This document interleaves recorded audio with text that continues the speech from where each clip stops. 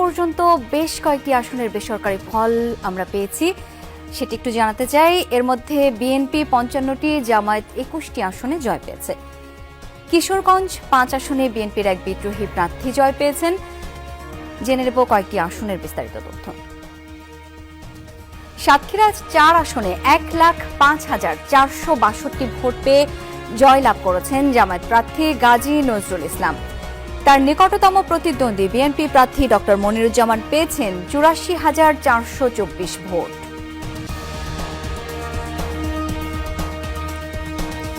সুনামগঞ্জ ২ আসনে ৯৭,৭৯০ ভোট পেয়ে জয়লাভ করেছেন বিএনপি প্রার্থী নাসির চৌধুরী। তার নিকটতম প্রতিদ্বন্দ্বী জামায়াত প্রার্থী শিশির মনির পেয়েছেন ৫৭,৮৫৮ ভোট।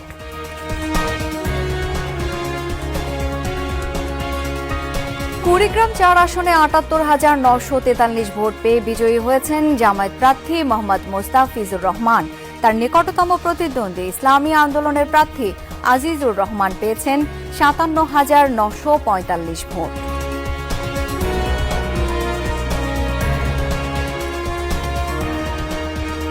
ঝিনাইদহ ১ আসনে ১,৭১,৫৯৮ ভোট পেয়ে জয়লাভ করেছেন বিএনপি প্রার্থী মোহাম্মদ আসাদুজ্জামান।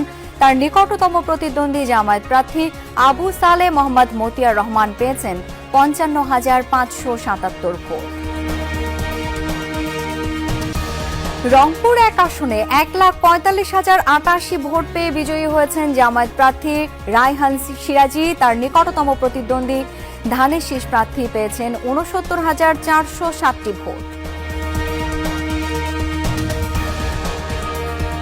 চট্টগ্রাম ৩ আসনে ৭১,০০০ ভোট পেয়ে জয়লাভ করেছেন বিএনপি প্রার্থী মোস্তফা কামাল পাশা।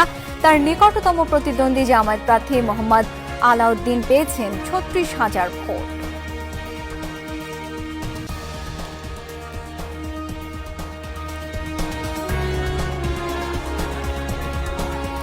পটুয়াখালী ৩ আসনে জয়ী হয়েছেন বিএনপি জোটের প্রার্থী গণ অধিকার পরিষদের সভাপতি নুরুল হক নূর। কিশোরগঞ্জের ৬টি আসনের মধ্যে ৫টিতেই জয় পেয়েছে বিএনপি প্রার্থীরা। তারা হলেন মাজহারুল ইসলাম জালাল উদ্দিন, ডক্টর ওসমান ফারুক, ফজলুর রহমান ও শরীফুল আলম। এছাড়া কিশোরগঞ্জ ৫ আসনে জয় পেয়েছেন দলের বিদ্রোহী প্রার্থী শেখ মুজিবুর রহমান ইকবাল। কুমিল্লা ৪ আসনে বেসরকারিভাবে বিজয়ী হয়েছে ১১ দলীয় জোটের প্রার্থী হাসনাত আব্দুল্লাহ।